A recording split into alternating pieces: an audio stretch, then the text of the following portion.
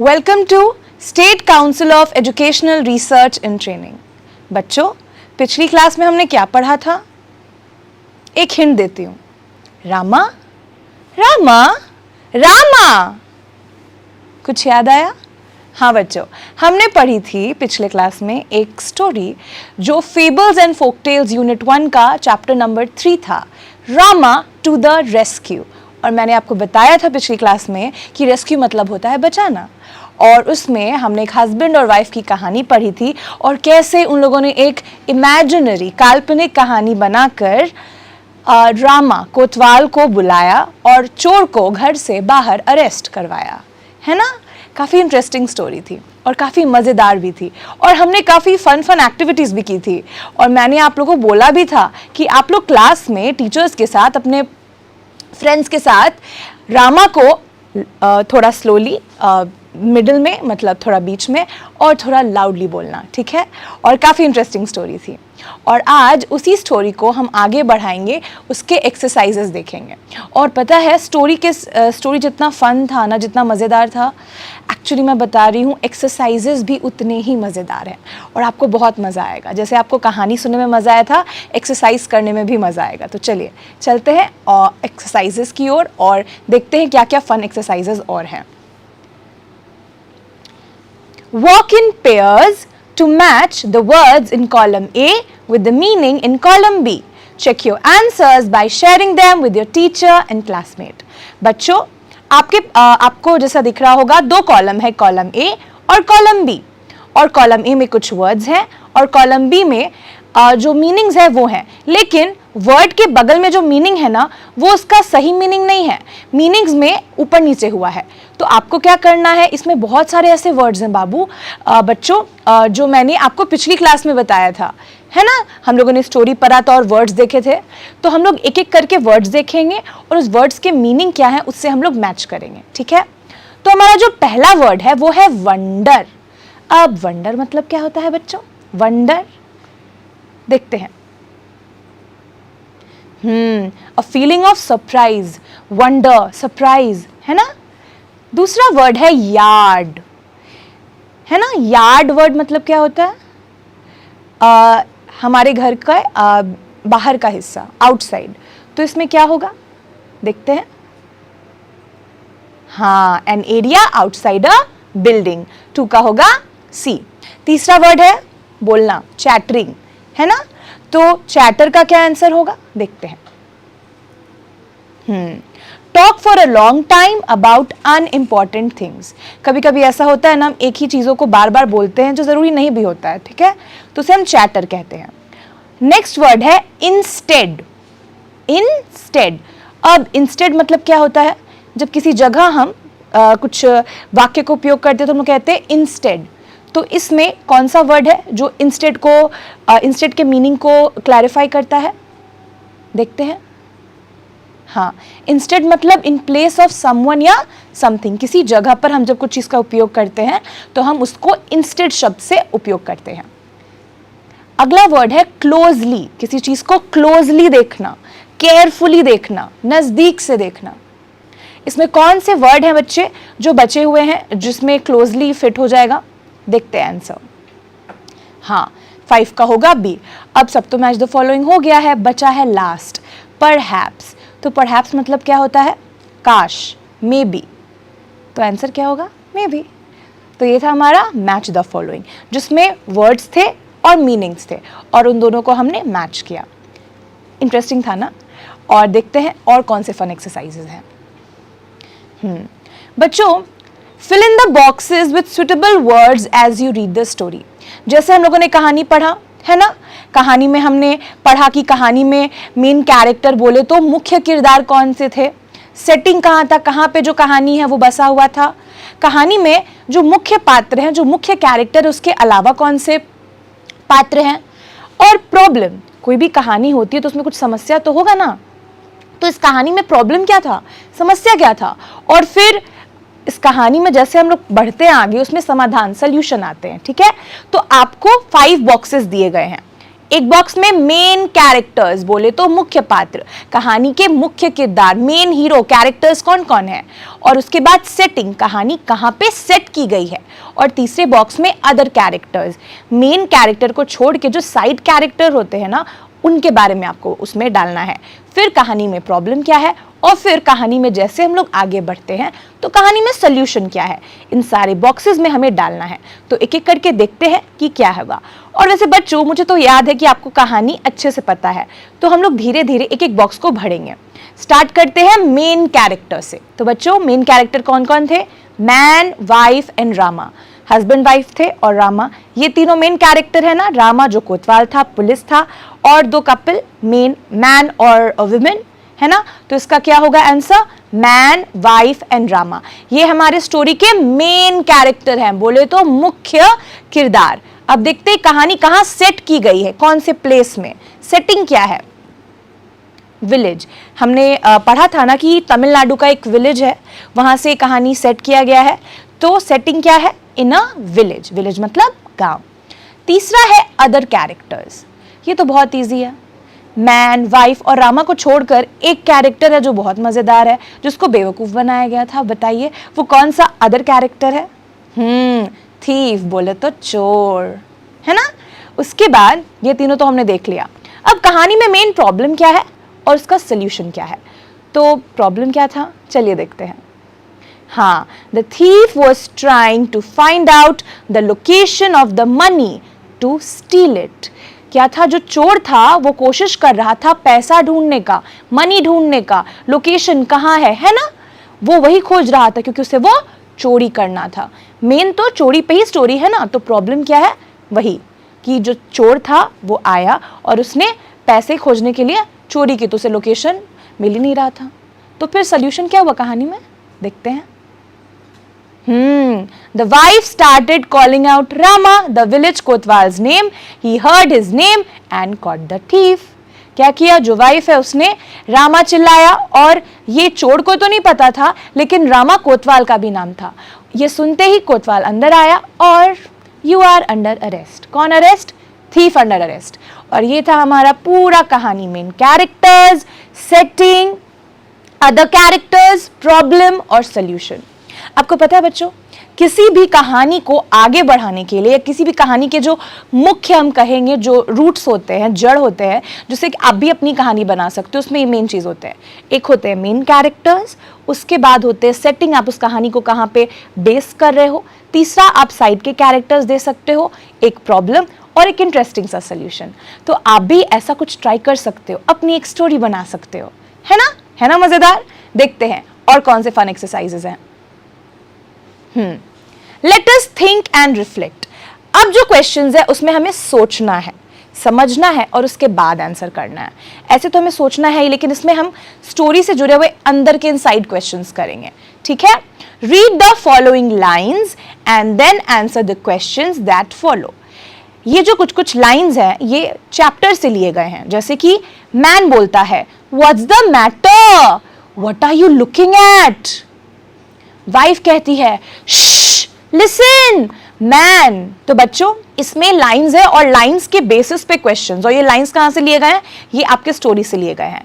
Man बोलता है, what's the matter, what are you looking at. Wife बोलती है, लिसन, सुनो man, somebody is trying to get in, कोई अंदर आ रहा है।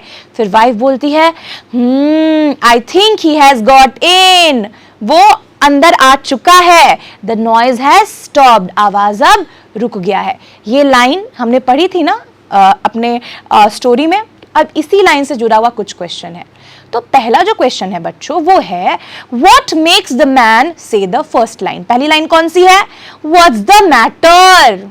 What's the matter? क्या मैटर है, क्या इशू है। तो ये जो लाइन है ये क्यों बोला उस आदमी ने? आंसर देखते हैं। He notices that his wife's behavior has changed and she is focused on something alarming। Alarming मतलब क्या होता है बच्चों? कुछ अचानक से हुआ, है ना। तो यहाँ पे जो हस्बैंड था, जो मैन था, वो देख रहा था उसकी जो वाइफ है उसका व्यवहार, बिहेवियर अचानक से चेंज हो जाता है ना। And she is focusing on something, किसी चीज पे ध्यान दे रही है ना, समथिंग अलार्मिंग इज हैपनिंग, कुछ अलग हो रहा है। तो ये आंसर होगा, क्योंकि वो फर्स्ट लाइन उसने मैन ने ऐसा क्यों बोला, व्हाट्स द मैटर, क्योंकि सडन बिहेवियर का जो चेंज हुआ ना उसकी वाइफ में, तो बोला ऐसा क्या हुआ, तो बस यही आंसर है। देखते हैं नेक्स्ट क्वेश्चन क्या है। Choose the correct option. अब एक क्वेश्चन है, उसमें 1 2 3 4 ऑप्शन है और आपको बताना है क्या ऑप्शन है, और उसके साथ एक और थर्ड क्वेश्चन है, पर पहले हम देख लेते हैं ऑप्शन वाला question. The wife says, listen, शांत, सुनो। अब what does the word means here, ये तो मुझे लगता है बहुत ईजी है। जब कोई बोलता है, मैम बोलती है क्लास में, बच्चों शांत रहो, इसका मतलब क्या होता है बच्चों? पहला सोना, स्लीप, दूसरा हेल्प, मदद करना, तीसरा रेस्ट, आराम करना, या डी बी साइलेंट, साइलेंट होना, शांत होना। इसका आंसर क्या होगा, देखते हैं। Silent, be silent. उसी के बाद एक और क्वेश्चन है कि how can you tell that the wife was listening carefully. आप कैसे बोल सकते हो कि जो वाइफ है, जो बीवी है, वो बहुत ध्यान से, बहुत केयरफुली लिसन कर रही थी। स्टोरी में ऐसा क्या पॉइंट आता है जो हमें लगता है कि नहीं, हस्बैंड तो थक गया तो वो सो रहा था और वो बोलता है व्हाट्स द मैटर, पर वाइफ थोड़ी केयरफुल हो जाती है ना। तो ऐसा क्या स्टोरी में एक लाइन है या कुछ है जिससे पता चलता है कि वाइफ जो है वो एकदम केयरफुली सुन रही थी? देखते हैं। The wife's concern about the incident proves the fact that she was listening carefully, है ना। वाइफ जो एक्शन लेती है, जो कंसर्न, उसका जो कंसर्न है, उसकी जो एक्शन है, जो अचानक से वो बात सुनकर लेती है, वही ये प्रूफ करता है फैक्ट कि वो ध्यान से सुन रही थी। चलिए देखते हैं नेक्स्ट क्वेश्चन कौन सा है। Rama, the village kotwal, ran to the house from which he heard his name being called. Rama, oh, some thief has dug his way into this house. Fill in the blanks with the correct word from the given lines. The villagers caught the thief and took him to the dash. बच्चों, ये line है, रामा जो एक village कोतवाल है, वो घर में दौड़ता है और अचानक से सबको बोलता है, Rama, oh, some thief has dug his way into the house. Rama को बुलाया जाता है। रामा जब आता है वो रन करके, तो देखता है कि किसी ने रास्ता को डग किया, किसी ने रास्ते को खोदा है, डग आउट, एंड किसी ने वहां पे रास्ता बना लिया है। तो ये जो लाइंस है उसी से जुड़ा हुआ एक फिल इन द ब्लैंक्स है कि the villagers caught the thief, गांव वालों ने चोर को पकड़ लिया, and took him to the, किसके पास लेकर गए? आंसर क्या होगा? सोचो, देखते हैं। Police station. चोर को हम कहाँ ले जाते हैं? टेंपल में बाबू, हम लोग कहाँ ले जाते हैं बच्चों? टेंपल में, मंदिर में नहीं, उनका टेंपल होता है पुलिस स्टेशन। और रामा ने उसे कहाँ लेकर वो गए होंगे उन्हें? Obviously police station. चलिए नेक्स्ट क्वेश्चन है, चूज द करेक्ट ऑप्शन। तो ये जो क्वेश्चन है इसमें है what do the words oh show here. यहाँ पे जो वर्ड है बी फ्रेज है उसी से जुड़ा हुआ है। Rama, oh some thief has dug his way into this house. ये जो स्टेटमेंट है, ये जो वाक्य है, किसने बोला है? रामा ने बोला है। तो बोल रहा है ओ। तो ये 2 बार जो ओ वर्ड यूज हुआ है, ये क्या दिखाता है? What does it show? 4 option दिए गए हैं। सरप्राइज, अचानक से कुछ सरप्राइज हुआ। दूसरा एंगर, गुस्सा। तीसरा पेन, दर्द, या डी हैप्पीनेस, खुशी। आपको क्या लगता है ये ओ क्या दिखाता है? देखते हैं क्या दिखाता है। सरप्राइज, अचानक से ओ somebody has dug out the way into the house, है ना। चलिए देखते हैं और कौन कौन से फन क्वेश्चंस हैं। How can you tell that the Kotwal was good at his job? कोतवाल कौन था? रामा था। अब आप कैसे कह सकते हो, क्योंकि कहानी तो हमने पढ़ी है कि जो कोतवाल है वो बहुत ही गुड था, बोले तो बहुत ही अच्छा था अपने जॉब में। कैसे था? कहानी में कैसे पता चलता है? देखते हैं। He came quickly once he heard his name. This shows that the Kotwal was good at his job. जैसे ही कपिल ने रामा रामा 3 बार बोला, है ना। जो कोतवाल था वो अलार्म सिचुएशन में था, वो रात में जगा हुआ था, तभी तो वो तुरंत उसने एक्शन लिया और वो आया और थीफ को पकड़ कर ले गया। उसके इसी एक्शन का जो ये जो सबूत है, यही सबूत देता है कि वो अपने जॉब में बहुत गुड है, बिकॉज ही कम क्विकली। उसने लेट नहीं किया, अगर वो लेट करता तो चोरी हो जाती, है ना। तो ही केम क्विकली एंड दिस शोज कि कोतवाल जो कि हमारा रामा है, जो कि हमारा कैरेक्टर है, वो गुड है अपने जॉब में। चलिए दूसरा क्वेश्चन जो है वो है give one reason why the man and his wife were not able to fall asleep. अब एक रीजन आपको देना है कि जो मैन और विमेन थे वो सो क्यों नहीं पा रहे थे। ये तो बहुत ईजी है, देखते हैं क्या आंसर इसका। The strange sound coming from their home show that the man and his wife were not able to fall asleep. कुछ अजीब अजीब साउंड्स आ रहे थे, आवाज आ रहे थे, है ना, जिसके कारण उनको शक हो गया था और उस साउंड के कारण वो अच्छे से सो नहीं पा रहे थे। देखते हैं अगला क्वेश्चन क्या है। What did the thief wish would happen? Did it happen? चोर क्या चाहता था कि कुछ happen मतलब कुछ हो जाए, और जो चाहता था क्या वो हो गया। देखते हैं हुआ कि नहीं हुआ। Thief wishes that they talk about their money or they fall asleep. No, it did not happen. कहानी में कितनी बार हमने देखा थीफ कोशिश कर रहा था ये अब सोएंगे, ये अब सोएंगे, है ना। तो थीफ की क्या विश थी, वो उनका ये विश था कि वो लोग वो रामा रामा रामा का जो स्टोरी है जो वो बना रहे थे उसको छोड़कर वो मेन बात मनी के बारे में बात करे, लेकिन वो कुछ भी बात नहीं कर रहे थे, ठीक है। या फिर वो या तो मनी का बात करे या तो वो सो जाए, पर ये दोनों काम वो कर नहीं रहे थे। तो जो थीफ चाहता था वो नहीं हुआ, इट डिड नॉट हैपन। अब नेक्स्ट क्वेश्चन है how did the man and his wife get help from the कोतवाल। अब जो कोतवाल, जो हम लोग का रामा जो कैरेक्टर है, जो पुलिस मैन है, उसने कैसे मैन और वाइफ को हेल्प किया, उसको कैसे हेल्प मिला, दोनों कपल को, जो हस्बैंड वाइफ थे उनको कैसे हेल्प मिला कोतवाल से। उसने काफी हेल्प की, देखते कैसे हेल्प की।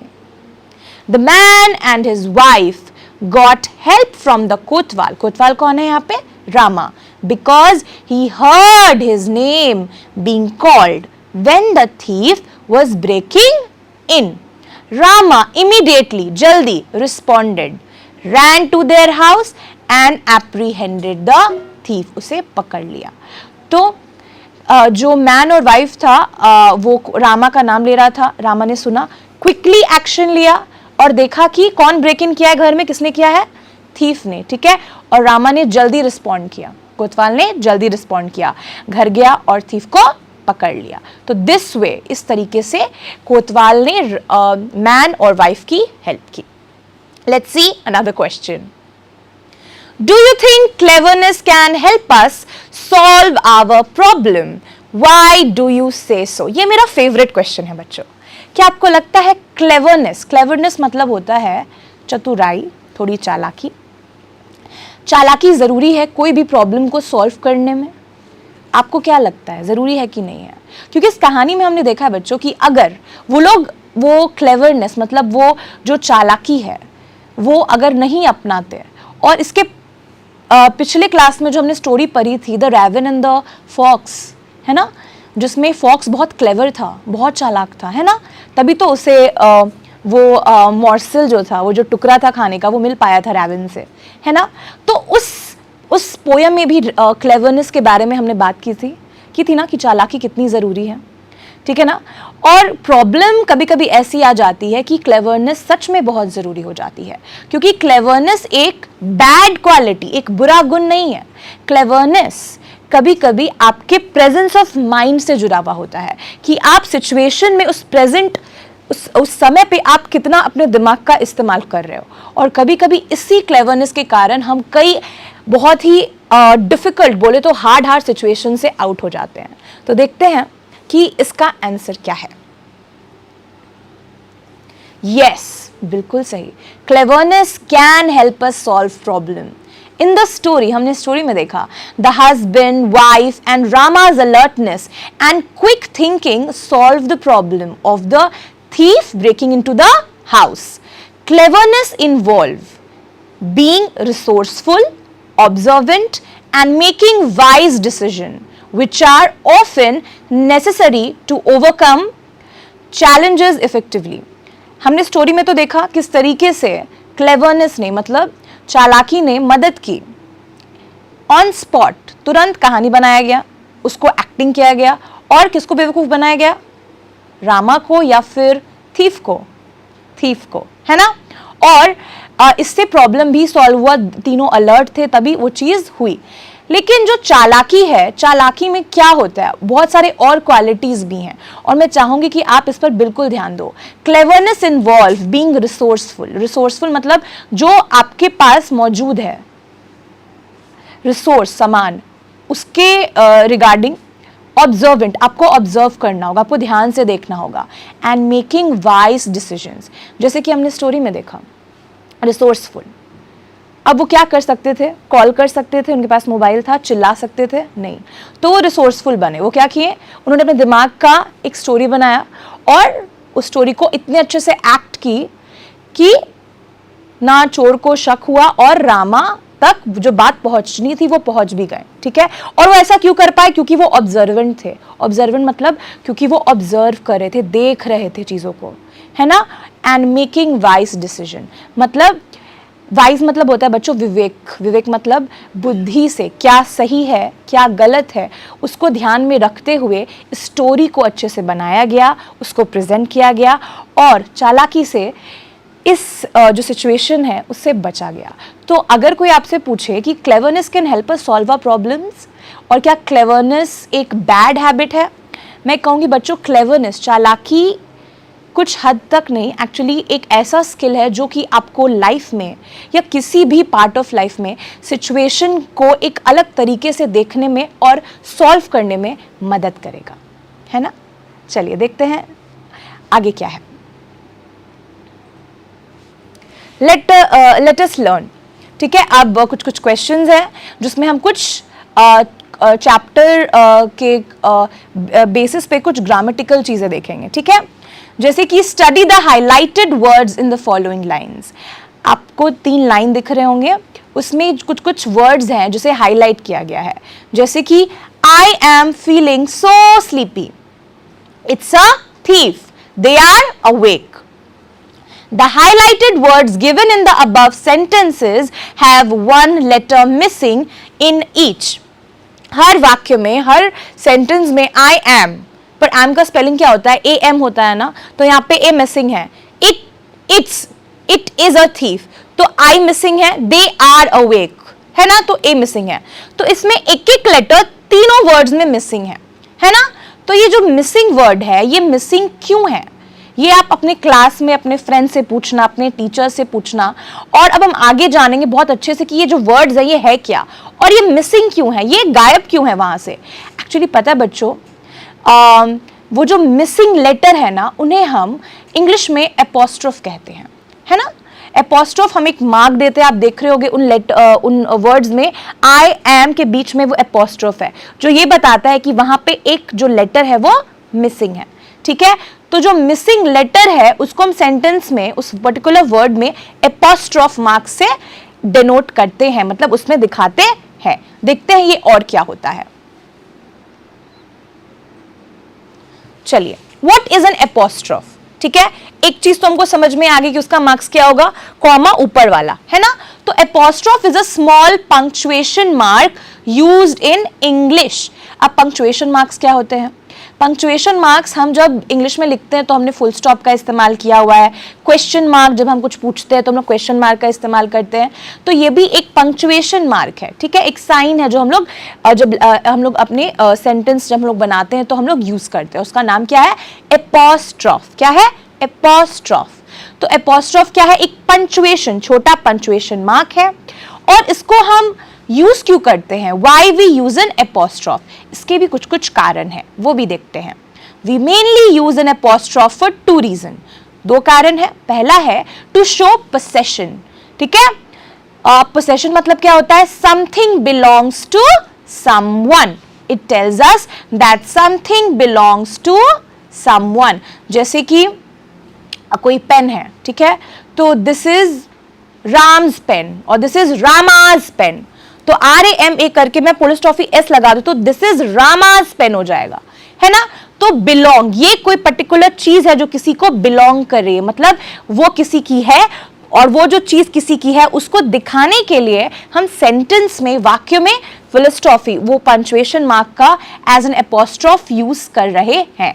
तो हम कहां पर यूज करते हैं एपोस्ट्रोफ? जहां पे हमें दिखाना होता है कि उस पर्टिकुलर सेंटेंस में अगर कोई चीज है वो किसी व्यक्ति की है या किसी की है, तो उस प्रॉपर्टी को जिससे वो बिलोंग करती है, जिसकी वो है, उसको वो रिलेशन दिखाने के लिए हम लोग एपोस्ट्रोफ का यूज करते हैं, ठीक है। और देखते कहां यूज करते हैं। जैसे कि एग्जाम्पल है, दिस इज रवि's बुक, ये किसका बुक है? रवि का बुक है। तो this book belongs to Ravi. तो इस सेंटेंस में क्या बोला जा रहा है? ये जो किताब है किसका, किसको बिलोंग कर रहा है, किसके लिए है, ये किसका बुक है? ये रवि का। दूसरा है आपका बच्चों, that is the girls bag, ये जो बैग है ना उस गर्ल का बैग है, तो this bag belongs to the girl. तो यहां पे क्या दिखाया जा रहा है? पोसेशन। पोसेशन मतलब किसी का कोई चीज है और वो उसको बिलोंग करता है, तो सेंटेंस से हमें सीधा पता चल रहा है कि वो सामान उसका है। तो this is Ravi's book, that is girls bag. Okay, let's see what next. अब सिर्फ हम पोसेशन बिलोंगिंग दिखाने के लिए नहीं यूज करते, और भी इसके यूजेस हैं, जैसे कि शॉर्ट फॉर्म्स, कॉन्ट्रैक्शंस। कॉन्ट्रैक्शन मतलब क्या होता है बच्चों? जैसे कि मैंने कपड़े को कॉन्ट्रैक्ट कर दिया, मतलब मैंने उसको थोड़ा टाइट करके कॉन्ट्रैक्ट कर दिया, कोई चीज का स्पेस को कॉन्ट्रैक्ट कर देना। So to make short form contraction, sometime we join two word and remove some letter. दो वर्ड को जोड़ने के लिए, मतलब उसको और पास लाने के लिए, उसके स्पेस को कम करने के लिए, मतलब कॉन्ट्रैक्ट करने के लिए हम लोग पंक्चुएशन, ये जो एपोस्ट्रोफ है उसका यूज करते हैं, ठीक है, टू वर्ड्स को ज्वाइन करने के लिए। जैसे कि आपके पास एग्जाम्पल है, कुछ कुछ लेटर को हम लोग मिस कर देते हैं और उसको ज्वाइन कर देते हैं, जैसे कि डू नॉट, डोंट, है ना, I am, it is, it's, you are, can not, जिसको हम लोग कांट भी बोलते हैं, है ना। तो an apostrophe is used to show possession और मेक शॉर्ट फॉर्म वर्ड्स, जिसमें कि हम लोग दो वर्ड्स को ज्वाइन करते हैं, उसके कुछ लेटर्स को रिमूव करके, हटा करके, ठीक है। और भी इससे जुड़े हुए मैंने एक्सरसाइजेस हैं जिसमें आपको और इजीली समझ में आएगा कि एपोस्ट्रोफ को हम लोग कहाँ यूज करते हैं। देखते हैं, जैसे कि कुछ कुछ वर्ड्स है, ठीक है। Dash feeling so sleepy, dash a thief, dash awake, ठीक है। ये तीन वर्ड है और इसमें हमें एपोस्ट्रोफ डालना है। अब मैंने आपको एपोस्ट्रोफ समझाया था, आई एम, है ना, this is, you are, can't, है ना। ये सारे वर्ड क्या है बच्चों? ये दो कंप्लीट वर्ड, या उस दो कंप्लीट वर्ड को, लेटर को मैंने हटा दिया और उसको हमने एक एपोस्ट्रोफ के बेसिस पे हमने उसको यूज किया। तो इन तीनों ब्लैंक्स में एक बार एक्सरसाइज करके देखते हैं कि हम इसमें कौन सा वो जो एपोस्ट्रोफ वर्ड है वो हम इसको यूज कर सकते हैं। लेट्स सी, पहला वाला, आई एम फीलिंग सो स्लीपी। तो इसमें क्या करना था बाबू? इसमें बच्चों हमें करना था फुल वर्ड, मिसिंग लेटर जो है वो नहीं डालना था, फुल वर्ड डालना था, ठीक है। तो मैंने आपको बताया था एपोस्ट्रोफ क्या है, आई एम, तो आई एम का फुल होगा। तो अगर इसमें मुझे एपोस्ट्रोफ करना हो तो मैं क्या करूंगी, इसमें मैं ए हटा दूंगी और एपोस्ट्रोफ दे दूंगी, तो क्या हो जाएगा, आई एम हो जाएगा। पर इसमें हमें क्या डालना था, हमें इसमें फुल वर्ड लिखना था मिसिंग लेटर का, तो ये था आई एम। दूसरा का जैसे इट इज, इसमें अगर मैं आई हटा दूंगी तो क्या हो जाएगा, एपोस्ट्रोफ के साथ इट्स हो जाएगा। सो ये क्या है, इट इज अ थीफ। अब देखते हैं नेक्स्ट क्या है, दे आर, ठीक है। इसमें अगर मैं ए हटा दूं तो दे, फुल स्टॉप आ रही तो दे आर अवेक। तो पहला होगा I am feeling so sleepy, it is a thief या it's a thief, they are awake. तो ये थे हमारे एपोस्ट्रोफ, राइट, जिसमें कि हम लोग मिसिंग लेटर्स के मिसिंग लेटर को मतलब लेटर को हम लोग हटाते हैं और वर्ड्स को ज्वाइन कर देते हैं। और इसको हम क्यों यूज करते हैं, किसी के बिलोंगिंग को दिखाने के लिए या फिर वर्ड को कॉन्ट्रैक्ट करने के लिए, ठीक है। तो बच्चों ये थे हमारे फन एक्सरसाइजेस। आज हमने क्या क्या देखा? आज हमने देखा वर्ड मीनिंग्स, चैटर मतलब क्या होता है, ज़्यादा बोलना, वंडर मतलब होता है सरप्राइज, इंस्टेड मतलब क्या होता है, in the place of something. तो हमने बहुत सारे वर्ड्स, बहुत सारे अच्छे अच्छे एक्सरसाइजेस किए। पर आज हमने एक बहुत ही नई चीज़ पढ़ी जो थे जो था एपोस्ट्रॉफ, है ना। और मैं चाहती हूँ कि एपोस्ट्रॉफ को आप अपने क्लास में अपने फ्रेंड्स के साथ, अपने टीचर्स के साथ आप इसको डिस्कस करो, इसको सेंटेंस बनाओ, है ना, क्योंकि ऐसे बहुत सारे वर्ड्स हम लोग यूज़ करते हैं। तो बच्चों, और भी फन एक्सरसाइजेज हैं, हम करेंगे उन एक्सरसाइजेस को भी अगली क्लास में। Thank you.